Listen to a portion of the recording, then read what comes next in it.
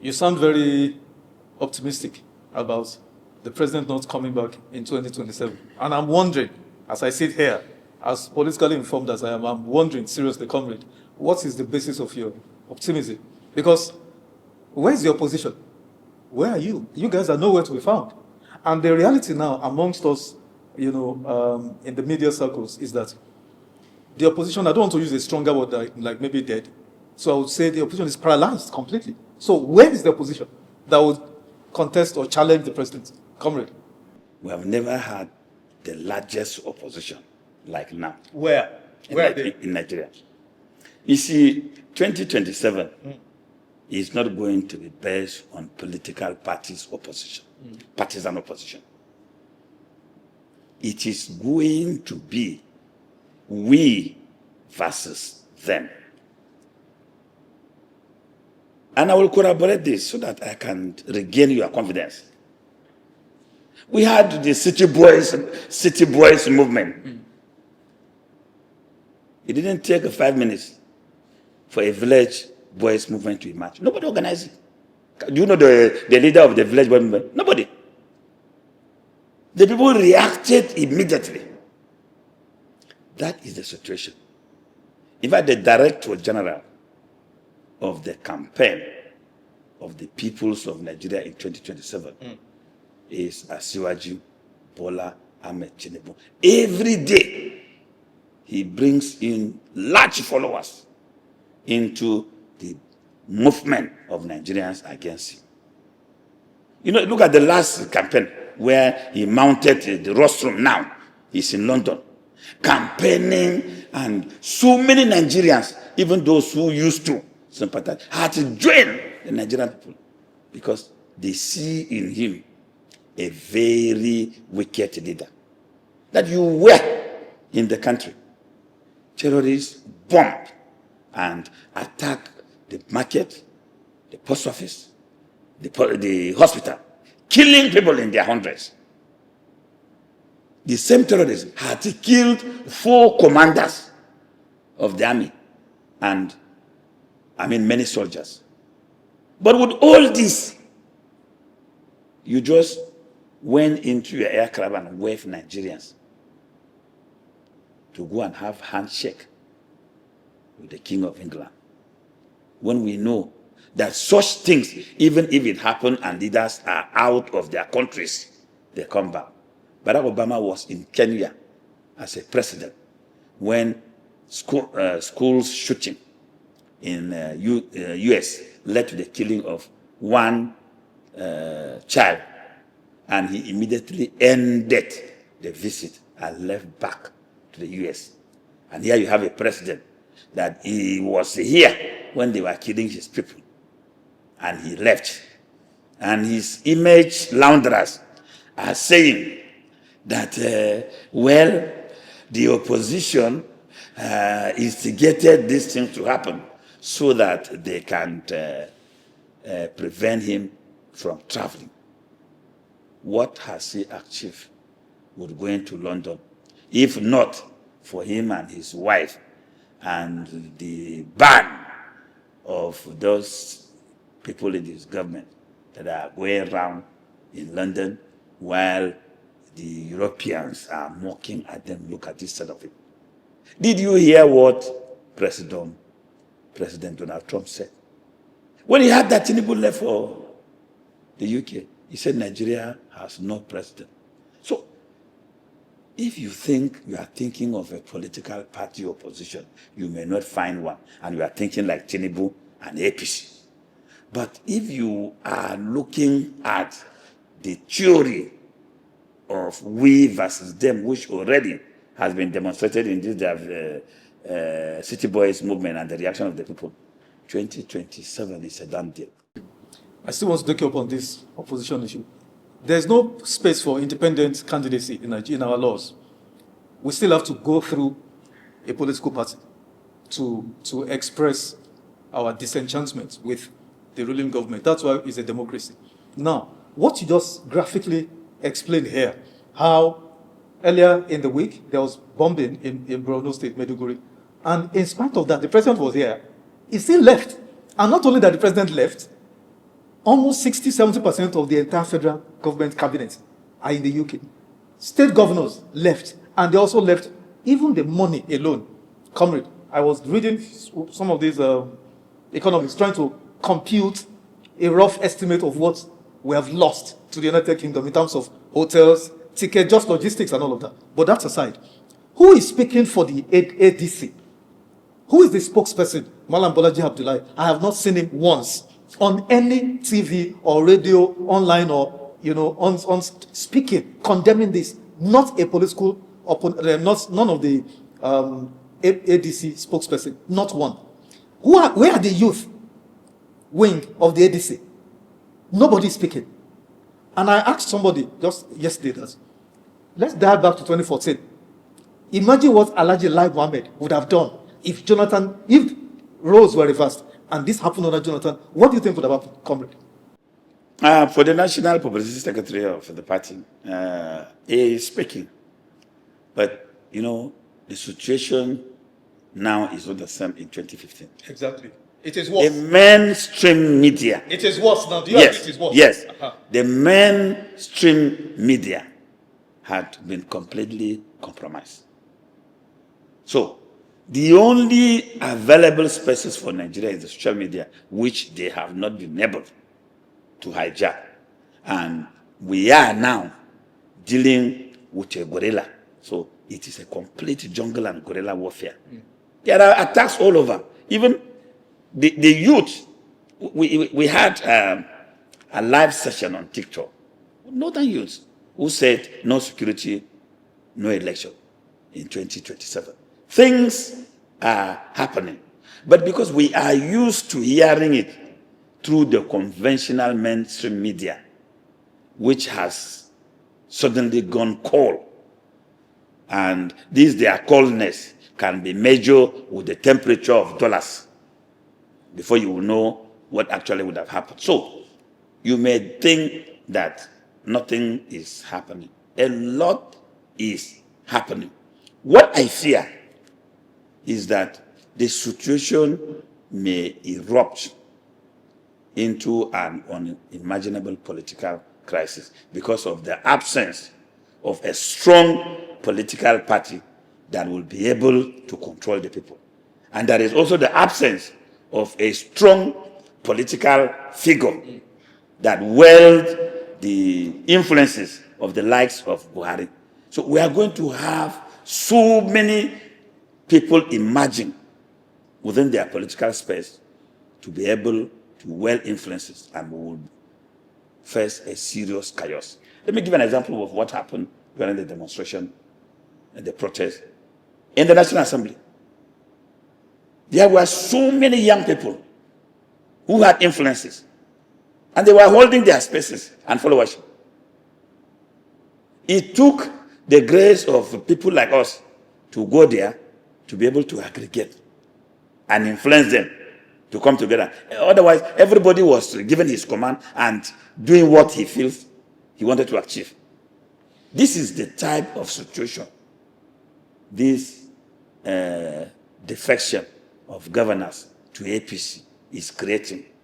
It's also making it very easy to define who the people should target in events of crisis. For the political parties you are talking about, let me refer you to what happened in Senegal. In Senegal, Mal locked up every opposition. He locked them up. And at the point in time, he was cruising like what Tinubu is doing and thought, oh. Former President Macky Sall. Macky Sall. He was cruising and he was so intoxicated and said there was not going to be no election. No elections. He didn't know that election is not an issue, it's not only a municipal question. And the international community mounted pressure on him and said, elections must hold. Which is what Tinubu is planning. Maybe that's why he's visiting the king. Tomorrow he will want to go to US. But if he does not visit places like North Korea, Iran, Russia, and China, then he has problem. At the end of the day, when he was under pressure he went and chose the lesser devil and released him and thought he has no any influence. But because it was we versus them, the people rallied round him and defeated him. That is exactly the card that is playing in Nigeria, which you are not understanding. You think I don't understand it? Let's leave that and shift gears. We're still talking about opposition political parties. The internal crisis in all these other opposition parties, Labour Party, PDP, has festered. They have become more or less, I don't want to use the word dead, like you said, paralyzed. They can't offer any opposition.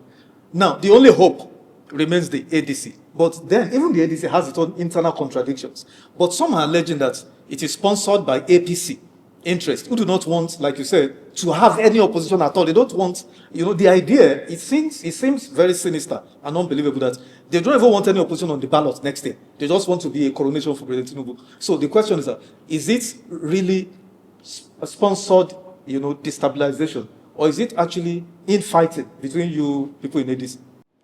It's not an issue of only ADC, because we've named stable political parties that has been destabilized.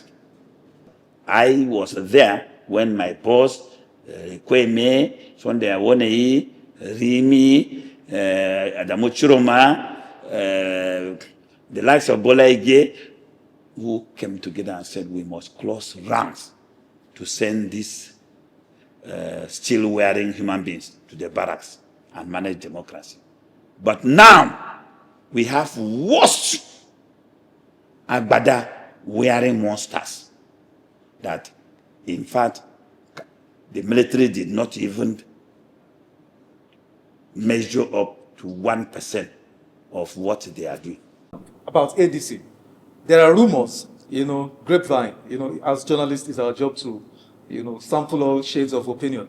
There are rumors that those who are intent on destabilizing the ADC, so as not to offer virile opposition next year, are scheming to use the courts to install or recognize the opposition, somebody who is claiming, Nafiu something who is claiming to be the chairman, authentic chairman of ADC, that they want to use the courts to recognize it. If ADC, if it collapses, what is the future of democracy? I'm a lawyer. Now that you have mentioned court and the issue is in court, I will limit myself to the circumference of what is allowed by law. Yeah. There is nothing wrong in anybody claiming to be a chairman of a political party. But as to who is a chairman of a political party, the laws are very clear. Want to know who is a chairman of a party? Go to INEC. INEC will give you the name of a chairman of a party. Sorry to interrupt you. Actually, the rumor we got was that they want to use the INEC chair to come out to recognize that factional chairman. That's the rumor. It will still operate within the level of rumor, because the way INEC operates is that INEC has participated in the process of transition of the ADC to when it was satisfied and recognized the leadership and uploaded their names into their server. Now, what can remove that? Onto their website. Onto their website. What can remove that is a judgment from a competent court of law that can remove that or change that. That is what those who have gone to court are trying to do. They reconfigure personalities into entities and claim they are this, they are that. Where there is democracy, there is freedom of expression. So it's allowed. But as to whether they are who they think they are is an issue that they will have to prove before a court of competent jurisdiction. And this issue is before the court. So let's see how it goes. This hula baloo about destabilizing opposition parties, hounding opposition elements, high-profile figures such as Nasir El-Rufai, Malami, Abubakar Malami from KBC, former EGF, and all of that. I mean, the president and his men, APC, your man, you know, Nentawe, APC chairman, is boasting, you know, like former PDP chair were boasting that they have everything, it's a slam dunk. The question is, why is APC and the president, why are they afraid of opposition in 2027? Why? I think they are afraid because they know that they are standing on a shaky foundation. A man who is standing on a strong foundation even does not boast. He does not even declare war. He uses it to lure you into a combat for you to find out. It doesn't tell you how strong he is. If you ask Dangote today, Dangote will tell you that he doesn't have money as people think. If you ask Tatudela, he will tell you that, no, I just have little money. Nobody who has money will tell you he has money. So when you hear an empty gong making the most sound, you know that is hollow, there's nothing in it. The national chairman of APC, first political experience was in 2023. I joined politics in 1978. When he contested to be governor? Yes. That's his first experience. And that is a person now that is making noise, opening his chest. He's doing that because of inexperience, self-pride, and then grit. But a national chairman of a party that is in government is supposed to epitomize the values of that political party. And the only time the APC had chairman were the interim chairman, the gentleman, the former governor of Osun State, Baba Akande, and Oyegun. Then Abdullah Adamu. Oshomole was catastrophe. And this one is the same thing. Out of Ganduje? Ganduje was another catastrophe because Ganduje has integrity issues that was haunting him. When he was sent as a governor to preside over a Edo election, all it took for PDP to do then was to produce videos of how he was helping himself with dollars, and they were mounted at all strategic position, and he couldn't even go to Benin. Oh, yeah, I said those videos are doctors' videos, they are not real. No, but yes, they are doctored, but why are they haunting him? And they are not, he's not been tried in the court of law. No. There are cases going on which he has also been, but you know, time does not run against the state in criminal matters. So he's not started bad. No. He has not escaped it. Yes. So that you have somebody, a young person, shouting. He's shouting because he never in his life imagined that he was going to sit next to a president. So seeing himself shaking a president, to him looks like he has arrived in heaven. That's why he's shouting and jumping. Very soon, you will look for him, even in footnotes. You will not find him. It's not that I'm wishing him back, but you will not find him. And where is Abdullah Adamu? Abdullah Adamu who delivered to Tinubu. Let me tell you something. Everybody that is jumping in the north, including the Christians, who now are, they fought Tinubu in 2023. Now, Tinubu has went and cajoled them, and they are shouting. But you do know that most of the northern Christians from southern Kaduna and Plateau are not using their brains well. Tinubu will give them the same treatment he's giving El-Rufai. Tinubu does not forget and forgive. Tinubu is like that. When he will have been done with them, they will look for this red beret and khaki and say, this man is a prophet. Oh, you think you insulted him? He used unprintable words against him? And today, he has sent the wife to say, oh, my wife is a Christian. And because of your greed, He now said, oh, we thought he was going to fight us. Now, we now know that he's good. The man knew. Tinubu knows very well that it is his dollars that have changed them, not that they love him. You know one thing? If you have anybody close to Tinubu, go and ask him. Tinubu respect me and love me more than the whole of these his followers from Plateau and Benue.